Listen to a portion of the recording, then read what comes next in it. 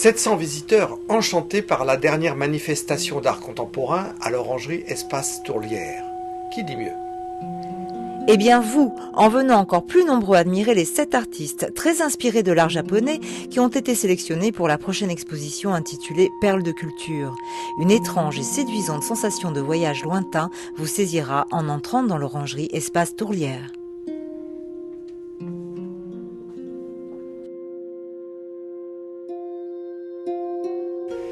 Et sous le nom de japonisme, ce fait quelque peu méconnu de l'histoire de l'art fera l'objet de la conférence que je vous propose, le 24 mars prochain, à la Maison Vaillant, à 20h30. Le samedi 19 mars à 21h, la balade de Simone, spectacle de la saison culturelle, variation en paroles et musique autour de Simone de Beauvoir, avec Michel Brûlé et Oja Yorka, mise en scène de Nadine Darmon.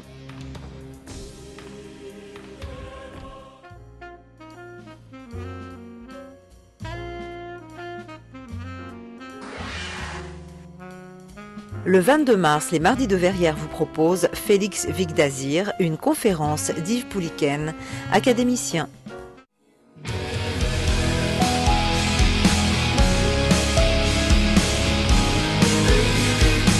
Les jeunes ont des idées, des envies, des dons, de l'inspiration. La ville de Verrières les met à l'honneur. Fort du succès de l'édition 2009 de la Nuit des Jeunes Talents, la ville, avec la Fondation Jeunes, propose une seconde édition de cette soirée dédiée à l'initiative, la créativité, le dynamisme et l'implication de la jeunesse verriéroise. Venez nombreux les applaudir au Colombier le 26 mars à 20h. Tarif unique de 5 €, intégralement reversé au bénéfice de l'action Song Tabac. Réservez dès à présent votre place au point information jeunesse.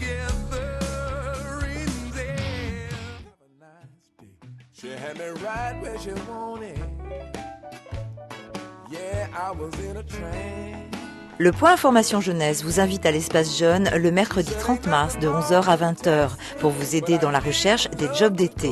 Cette journée organisée par la ville de Verrières vous permettra d'accéder aux offres d'emploi, faire des rencontres avec des professionnels, des envois gratuits de vos demandes. Rendez-vous à l'espace jeune, 11 rue de l'Ancienne Poste.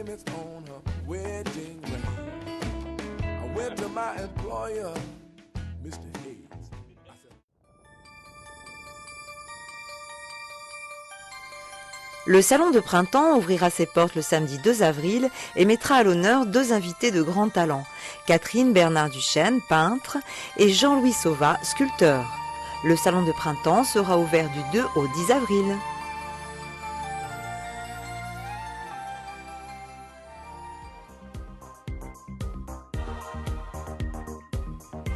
Dans le cycle des conférences de connaissance du monde, venez découvrir la Mongolie avec les derniers grands nomades, le lundi 4 avril à 14h30, un film de Patrick Bernard.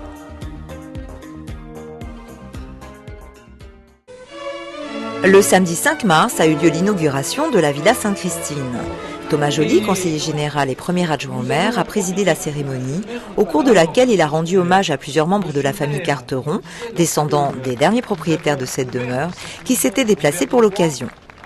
Jean-Louis Delors, adjoint au maire chargé des travaux, a fait une rétrospective du chantier de rénovation effectué sur la Villa Sainte-Christine, qui a démarré en février 2010. Cette vénérable demeure de la famille Carteron à l'hôtel de ville. Car c'est bien là où est tout l'enjeu de cette Villa Sainte-Christine, ancienne mairie, qui est à la fois un patrimoine de notre commune, un patrimoine historique, mais qui est délibérément tourné vers l'avenir.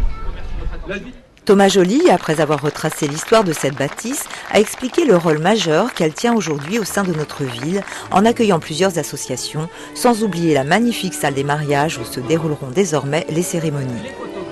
Puis il a accompagné une descendante de la famille Carteron qui a officiellement inauguré la Villa Sainte-Christine en coupant le traditionnel ruban. Ensuite, une visite guidée s'est déroulée avec les nombreux visiteurs, tous séduits par la réussite de cette réalisation. La matinée s'est achevée au 2e étage, dans la salle du Club du Bel Âge, où se tenait une exposition de l'historique de Verrières sur la Villa Sainte-Christine, qui a également réalisé un ouvrage dédié à l'histoire de cette demeure, dans le cadre de sa collection Connaissances de Verrières. Avant le pot de l'amitié, Christian Gauthier, président de l'historique de Verrières, a remis officiellement à la ville le buste de Madame Lucien Carteron, née Geneviève Greloux, statue offerte à l'historique de Verrières par la famille Carteron.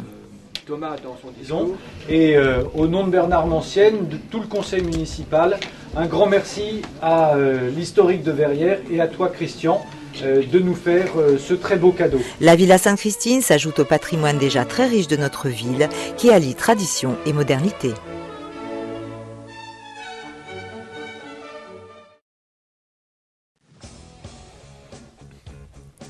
Un succès qui ne se dément pas pour le hobby verriérois. Cette 21e édition, inaugurée par Thomas Joly, conseiller général et premier adjoint au maire, accompagné de Gérard Haussmann et Jean-Louis Delors, adjoint au maire, a réuni de nombreux collectionneurs dans la salle polyvalente du Colombier. Les Verriérois ont répondu présents, ainsi tous les passionnés ont pu vivre des rencontres chaleureuses et des échanges fructueux.